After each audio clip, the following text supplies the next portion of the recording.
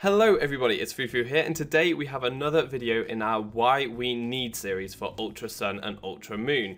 And again, I'm joined with my buddy John. Say hi. Hello everybody. So we're doing a video on my channel and then there'll be one on his channel too.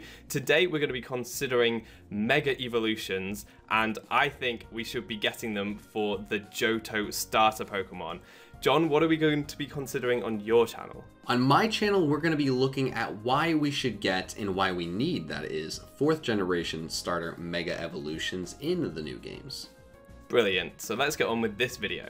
What we want is really simple. We want Mega Evolutions for the starter Pokemon for the Johto region, as these are 3 of the coolest starters we've ever gotten, and a lot of the time they've been really overlooked.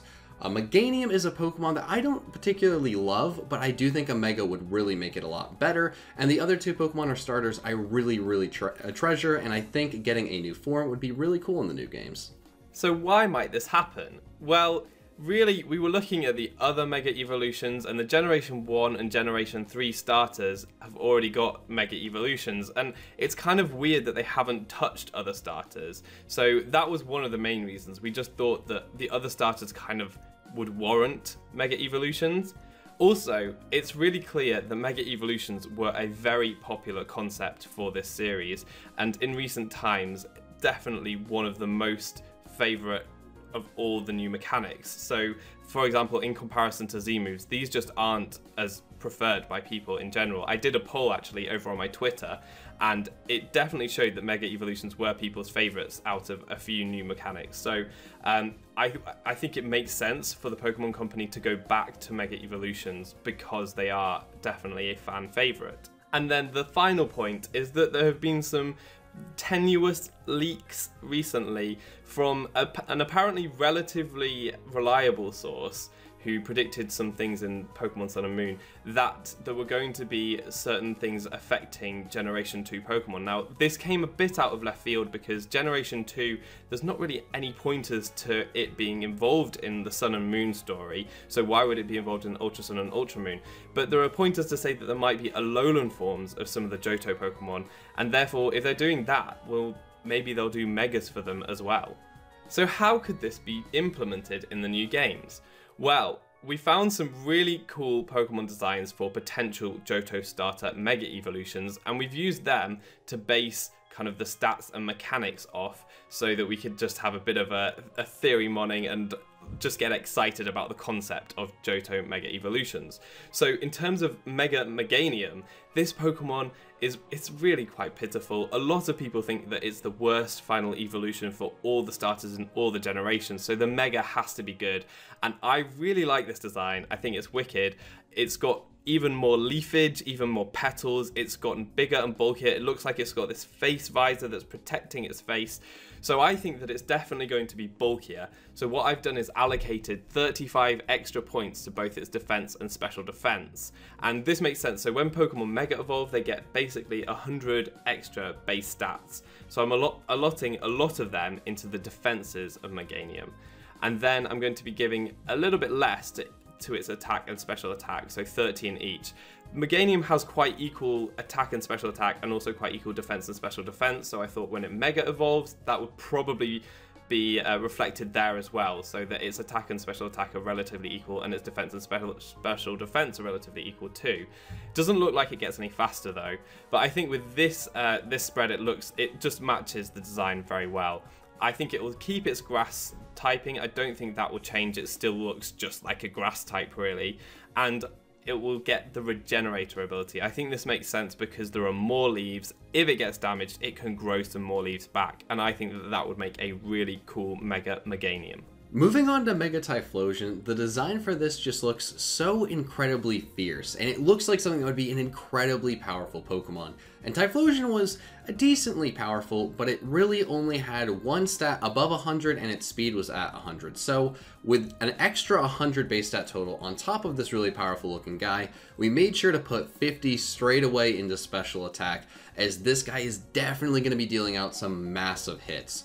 To go along with that, its attack and special attack were decently close, so we also decided to put 30 attack into this Typhlosion. So even though it's not completely, special attack's going to be higher and they're not completely the same, it's still going to be usable, it's still going to be powerful, and I definitely think it could benefit from that. And maybe the most important thing that we have changed on this guy is its speed. It went from 100 to 120, as this is going to be really nice for this Pokemon. It does look a little bit more sleek as well, and it kind of looks like the fire, it's kind of, almost like little jets. It's going to allow it to go really fast with the smoke trailing behind it.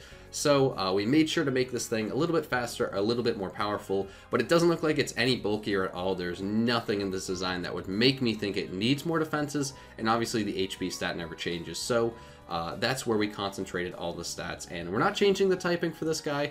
It really wouldn't make sense in my head for a Typhlosion to be anything other than fire, considering a lot of its design is just fire coming out of the Pokemon. And Flash Fire, again, fire is such a huge part of this Pokemon's design and typing and all of that. It just felt like that would be the ability that would continue to work for this Pokemon. And so for the final Johto starter Pokemon, the water type Feraligatr, this thing looks really cool. It looks like it gets more body armor, I think, and also maybe it gets a bit fiercer too. And obviously we're going to add another 100 base stats because that's what we do when we get Mega Evolve. So I thought that really I'd be pumping a lot of this into its defenses. Feraligatr is definitely seen as more of an offensive Pokemon, but I think that this design is definitely looking bulkier, if anything. So what I've done is put a lot of those stats into the special defense, increasing it by 40. I've also increased the defense by a lot, and then put the rest into its attack stat with just a little bit of speed, 10 extra base speed to help it outspeed some other things. But I think the main things are its defenses look great, and also it looks a bit more fierce. Those teeth look a bit sharper, and the claws look like they could really do some damage. So the attack stat goes up a bit. Now, I've kept the water typing. As with all of the Johto starters, these were all monotype to start with, which wasn't the case in previous generations, and I think it's really interesting and really important to keep that monotyping, and it makes sense with their designs.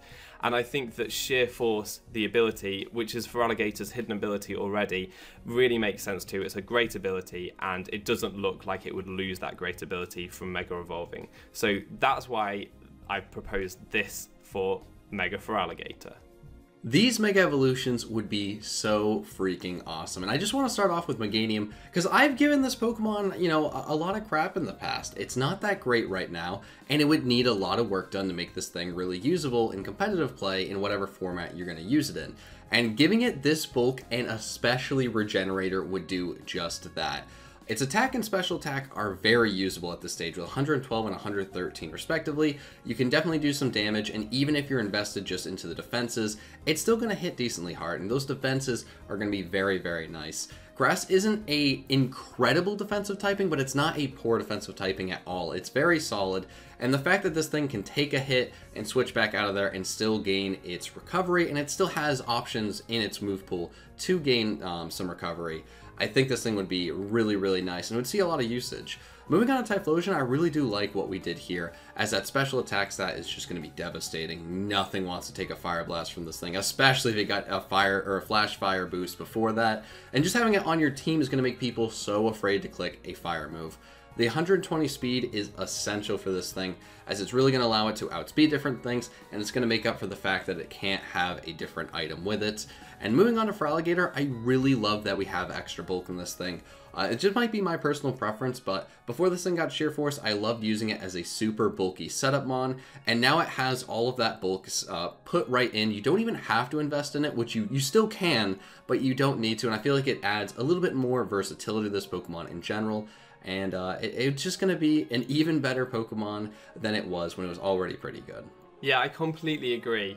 I really like what we've done with Meganium because, as you say, at the moment, it's pretty lackluster in battles. It doesn't do too much very well, but with the extra bulk and with Regenerator, it can really stop a certain opposition. It will be a great wall, and you just will be so hard to kill. With Regenerator healing it, it gets Leech Seed, it gets Synthesis, it gets Giga Drain, which will be doing a lot of damage with that special attack stat. So that monster would be so hard to take down, and I'd love to see it in action.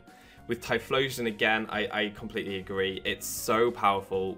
The opponent can't click a fire-type move, because if they give Typhlosion a fire-type boost on top of that insane special attack stat, you are going to be in for pain. So yeah, really, really terrifying threat there.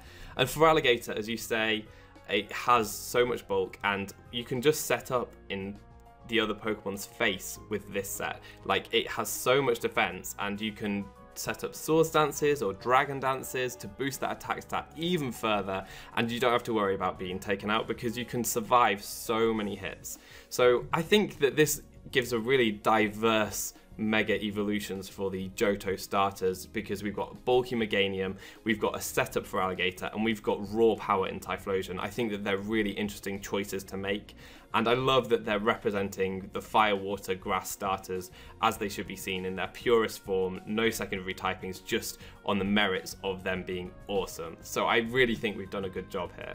Okay, so now we're going to score these Pokemon in terms of how likely we think these Mega Evolutions will be to make the Ultra Sun and Ultra Moon games, and then also how cool they'll be. So in terms of how likely they'll be, I think that they're not so likely. I do think that Mega Evolutions are maybe going to be an important factor of the Ultra Sun and Ultra Moon games, because we've seen form changes with Lunala and Solgaleo, and Mega Evolution is a type of form change, so it could well factor into part of the story. However, Johto starters, it's a little bit left field. Like, there are a number of different starter Pokemon that don't have Mega Evolutions yet, and there's not so much evidence to point towards Johto. It just feels as though they would be a good one to start with, seeing as though they have kind of been overlooked up until now. So I'm thinking a 4 out of 10 for this. I think that that would be a good place to put it at. Mega Evolutions may well be involved, but Johto aren't necessarily the #1 choice. There's no reason to say that they are. So I think 4 out of 10 for how likely this is. Moving on to how cool this would be, it's really easy to score this. Now, I actually wanted to put it higher, but Sam had to bring me down to earth. You know, if we got a second region and that was more like an 8, 9, this seems like a perfect 7. It's incredibly exciting. I would love to use all 3 of these, but it can't be much higher because it is just 3 Pokemon in a big game with a bunch of new features. But out of all the different Mega Evolutions we could get, I can't really think of many more, and not really any off the top of my head I would want more than these. So very, very cool. So that gives a final score of 5.5 out of 10, which is very respectable, and I'm very hopeful that this does make Ultra Sun and Moon. I really, really hope that we see these. So that's going to be all for today. Thank you very much for watching, and please go over to John's channel to check out his videos on the Sinnoh starter Mega Evolutions. We did a video about that, so please go and check that out. All that's left to be said is I've been foofootoo, you've been awesome, and hopefully see you next time. Goodbye.